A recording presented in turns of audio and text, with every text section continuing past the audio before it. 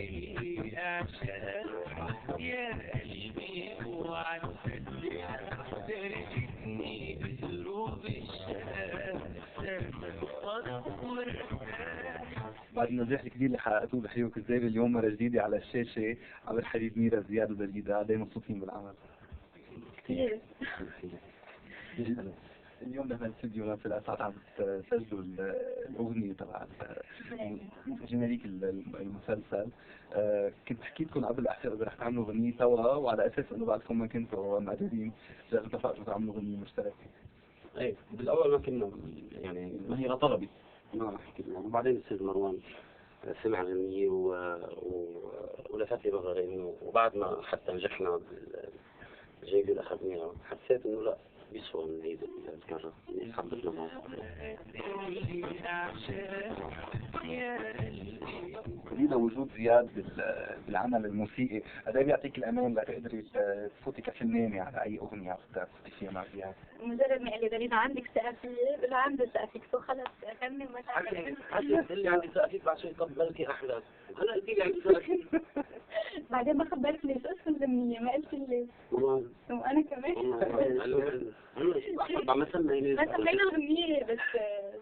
كيف عم تبندوها سوا؟ بندن.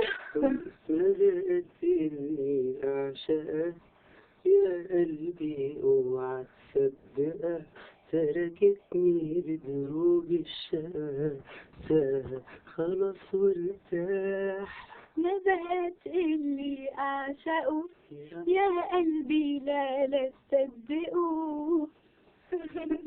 بتغني حلو، بقول لها تمام، بتقول لي انا بوثق فيك، بقول لها اوكي، بعد شوي طب بركي بغني احلى.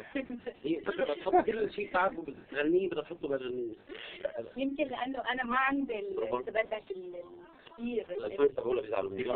اكسبيرينس بالغنى، فأنا بكون عم شارك بطريقة خفيفة، مش إنه واثقة بحالي مثل ما بروح عم مثل كاركتير معين لحظة قولي هون ما بقى في واثقة فيني؟ واثقة بالزيادة.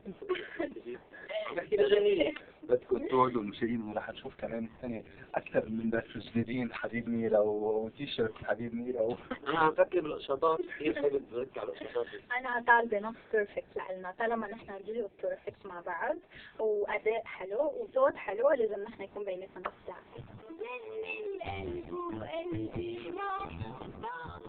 معنا جروب عن جد جروب موضوع كثير سعيدين معه اشتغلنا. سعيدين. حزب السعادة. سعيدين كثير. كثير لا إن شاء الله يعجبكم العمل، لأن نحن راضيين عن أداء. طالعين سعيدين عن جد، كثير سعيدين فيه. والباقي على العالم. على الله. طبعا على الفانز رفقوا بقى على تاجهم خلص ما تعترفوا. معنا جيش من المحبين، ومعنا محطة نمبر 1 و